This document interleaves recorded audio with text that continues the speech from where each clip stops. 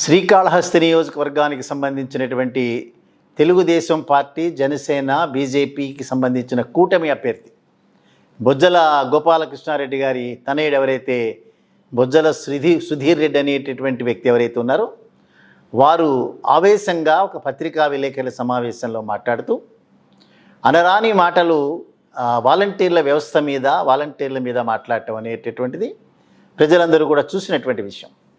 So నిన్నగాక మొన్న రాజకీయాల్లోకి వచ్చినటువంటి వ్యక్తి, అనుభవం లేనటువంటి వ్యక్తి, ఇంతవరకు కూడా ఏ రకమైనటువంటి ప్రజల చేత ఎన్నుకోబడినటువంటి పదవులలో ఉన్నటువంటి వ్యక్తి కాడు.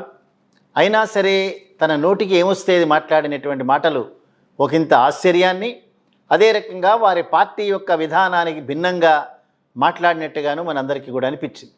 ఆయన మాట్లాడినటువంటి మాటలు కనుక చూస్తే వాలంటీర్ల వ్యవస్థ అనేటటువంటిది జగన్మోహన్ రెడ్డి గారు తన అనుకూలంగా ఉండేటటువంటి వ్యవస్థగా దాన్ని పెట్టుకున్నారు. సో వాలంటీర్ల వ్యవస్థ అనేది కేవలం వైసీపీ పార్టీకి మాత్రమే ఉపయోగపడేటటువంటి ఆ రకమైనటువంటి కార్యక్రమం అది. సో ఆ వ్యవస్థ అనేటటువంటిది ఉండడానికి వీల్లేదు.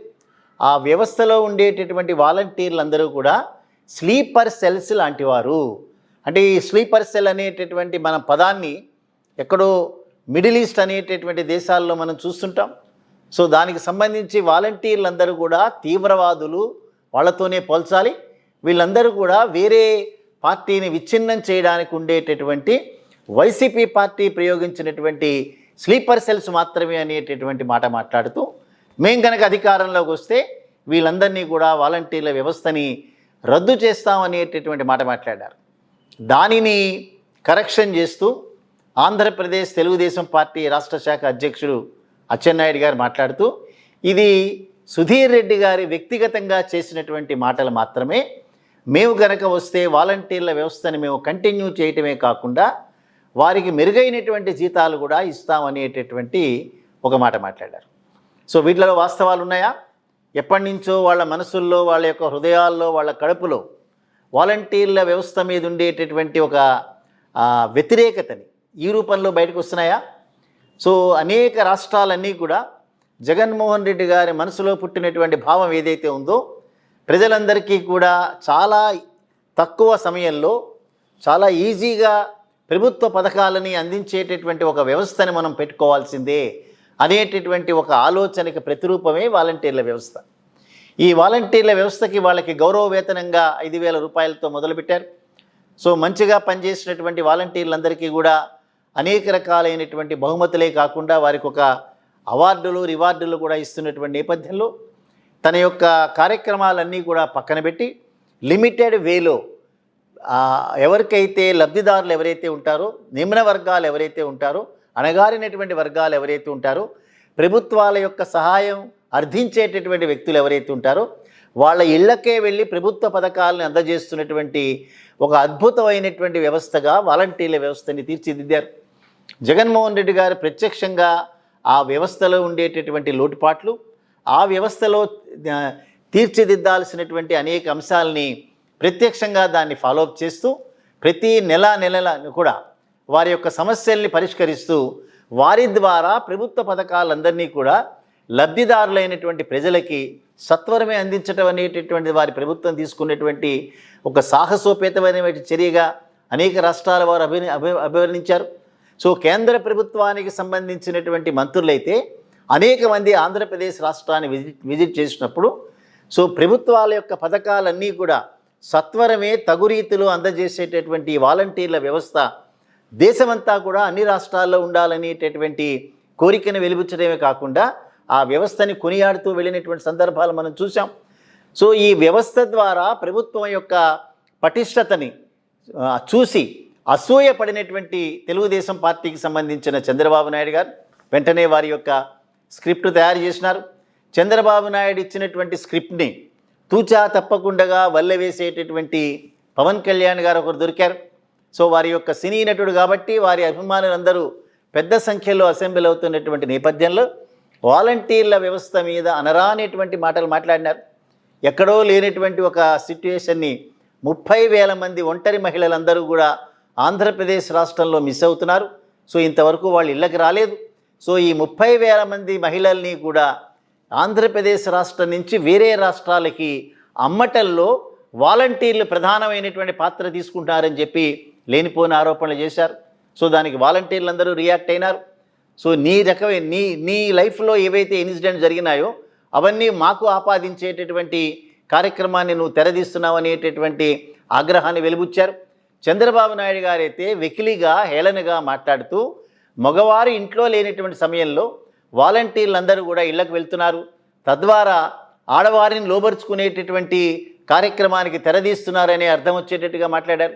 ఎవరు కూడా ఈ రకమైనటువంటి పరిణతి చెందినటువంటి నాయకులు ఎవరు కూడా ఇటువంటి మాటలు మాట్లాడరు. సో 5,000 రూపాయలకి ప్రభుత్వాలకి వారి యొక్క పథకాలని ప్రజలకు అందజేసేటటువంటి రీతిలో వారు చేసేటటువంటి కార్యక్రమం. ఈవెన్ ఆంధ్రప్రదేశ్ రాష్ట్రంలో ప్రభుత్వ ఉద్యోగులు కూడా మాకు 5వ తేదీ లోపల 10వ తేదీ లోపల మాకు జీతాలు రావట్లేదు, కానీ బట్ పెన్షనర్లందరికీ కూడా 1వ తేదీ ప్రొద్దున్నే తెల్లవారకుండానే వారి చేతిలో డబ్బులు పెడుతున్నారనేటటువంటి ఆవేదన వెలుబుచ్చారు. మాకు కూడా అదే రకమైన కార్యక్రమాన్ని మాకు అమలు చేయమని. సో అద్భుతమైనటువంటి ఒక వ్యవస్థగా రైతు సహాయ కేంద్రాలు కానీ, వారికి అలాట్ చేసినటువంటి క్లస్టర్లో ఉండే 50-60 ఇళ్లలో ఉండేటటువంటి వారికి ప్రభుత్వాల దగ్గర నుంచి ఏదైనా సర్టిఫికెట్లు కావాల్సి వచ్చినా, ప్రభుత్వాల దగ్గర నుంచి ఏదైనా కనుక శాంక్షన్స్ కావాల్సి వచ్చినా కూడా సత్వరమే ఈ 50-60 ఇళ్లకు కూడా వాలంటీర్లు అనేటటువంటి ఒక వ్యక్తి ఒక భగవంతుల్లా కనిపిస్తాడు వాళ్ళకి. సో వారికి ఏ రకమైనటువంటి కోరికలున్నా ఎర్లియర్ ఎమ్మెల్యేల చుట్టూ, ఎంపీల చుట్టూ, అధికారుల చుట్టూ తిరిగేటటువంటి ఆ కార్యక్రమం రద్దయింది.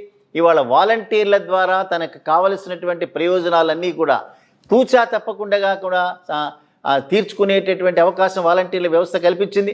ఇవాళ తనకి రావాల్సినటువంటి మనీ, అది అమ్మఒడి కానీ, లేదా రైతు భరోసా కానీ, లేదా మరొకటి కానీ పెన్షన్లు కానీ, ఇవి రాని రోజున ఇమీడియట్గా ప్రభుత్వాన్ని అడగాలనంటే ముందు వాలంటీర్లు అడుగుదామనేటటువంటి ఒక అద్భుతమైనటువంటి కార్యక్రమాన్ని చేపట్టారు. అటువంటి వాలంటీర్లని పట్టుకుని మీరంతా కూడా తీవ్రవాదులు నేచురల్గా దేశంలో దేశాన్ని అమ్మివేసేటటువంటి వ్యక్తుల కోవకు చెందినటువంటి వాళ్ళు. సో చంద్రబాబు నాయుడు కూడా నరేంద్ర మోడీ గారిని అడ్రస్ చేస్తూ నరేంద్ర మోడీ తీవ్రవాదని మాట్లాడినారు. వారికి సంబంధించిన ఒకతాన్లో గుడ్డలు ఇవన్నీ కూడా. సో ఆవు చేలో మేస్తే దూడ వచ్చి గట్టును మేయదు కదా, అది కూడా చేలోనే మేస్తూ ఉంటుంది. అందుకని తప్పనిసరిగా వారి దగ్గర నుంచి కూడా ఇటువంటి మాటలే వస్తాయి. సో అప్పుడు ఇమీడియట్గా వారి యొక్క నాయకత్వం మేల్కొని ఇదేదో మనకి ఎన్నికల సమయంలో డ్యామేజ్ చేసేటువంటి కార్యక్రమం కాబట్టి అది వారి వ్యక్తిగతం, బట్ మా ఆలోచన ఈ రకంగా ఉంది అనేటటువంటి మాట మాట్లాడటం అనేటటువంటిది తప్పనిసరిగా లబ్ధిదారుల యొక్క గౌరవాన్ని కించపరచడం అనేటటువంటిదే మనం చూడాల్సినటువంటి వ్యవహారం. ప్రభుత్వ ఉద్యోగులైనా, కార్పొరేషన్ల ఉద్యోగస్తులైనా కూడా అందరూ కూడా ప్రజలకు సేవ చేయడంలో మాత్రమే ఉన్నారనేటటువంటి వాస్తవాన్ని అందరూ కూడా గమనించాలి.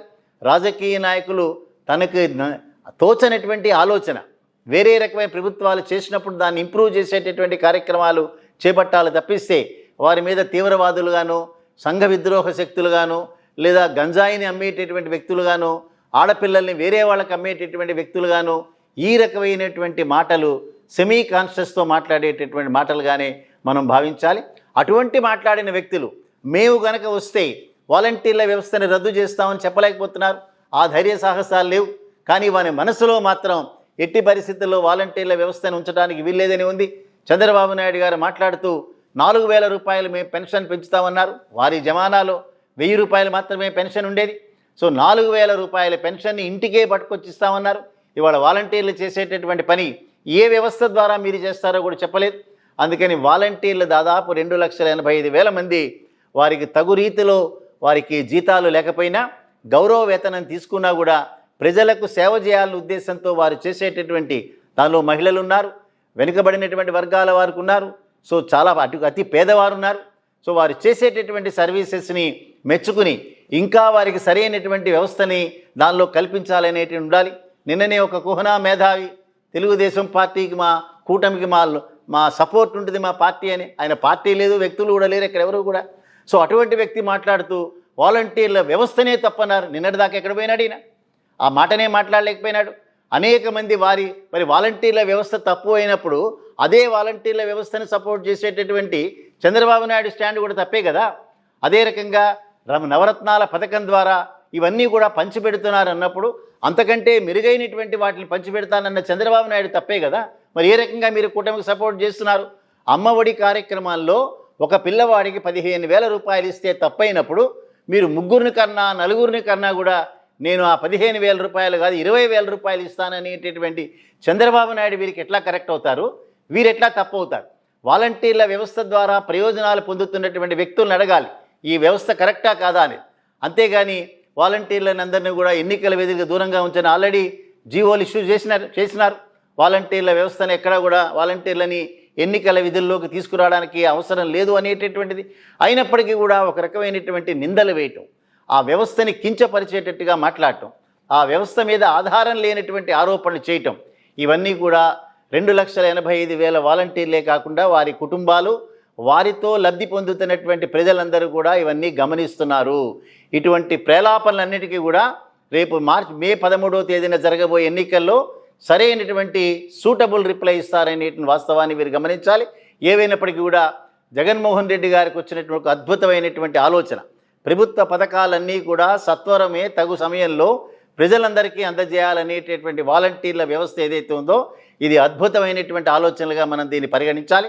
దీనిలో ఉండేటటువంటి కొన్ని లోటుపాట్లు ఏవైతే ఉంటాయో వాలంటీర్లకి సరైనటువంటి రీతిలో వారి యొక్క కాంపెన్సేషన్ ఇవన్నీ కూడా ఆలోచించాల్సినటువంటి విషయాలు.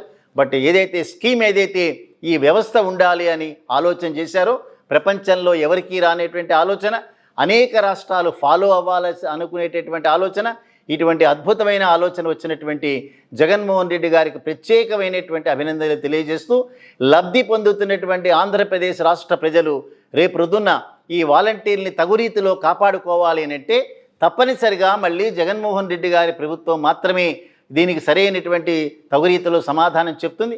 అదర్వైజ్ ఈ కూటమిలో ఉండేటటువంటి నాయకులకే వాలంటీర్ల వ్యవస్థ మీద ఒక రకమైన వ్యతిరేకత ఉన్నప్పుడు పొరపాటున కనుక ఈ కూటమికి సంబంధించిన వ్యక్తులు కనుక అధికారంలోకి వస్తే వాలంటీర్ల వ్యవస్థ ఉండదు, లబ్ధిదారులు ఉండరు. లబ్ధిదారులకు ఇళ్లకు వచ్చేటటువంటి ఏర్పాటు చేసినటువంటి ఏ రకమైనటువంటి ఆలోచన వీరికి ఉండకపోగా తిరిగి అధికారుల చుట్టూ తిరగాలి, తిరిగి ఆఫీసుల చుట్టూ తిరగాలి, తృణమో పణమో లంచాలు ఇచ్చుకోవాలి. అటువంటి వ్యవస్థను మాత్రమే ఇటువంటి కుహనా మేధావులందరూ కూడా సపోర్టు చేస్తున్నటువంటి నేపథ్యంలో వీరందరినీ కూడా నిర్వీర్యపరిచేటటువంటి విధంగా రాబోయేటటువంటి రోజుల్లో తప్పనిసరిగా విజ్ఞులైనటువంటి ఆంధ్రప్రదేశ్ రాష్ట్ర ప్రజలందరూ కూడా ఆలోచించాలి.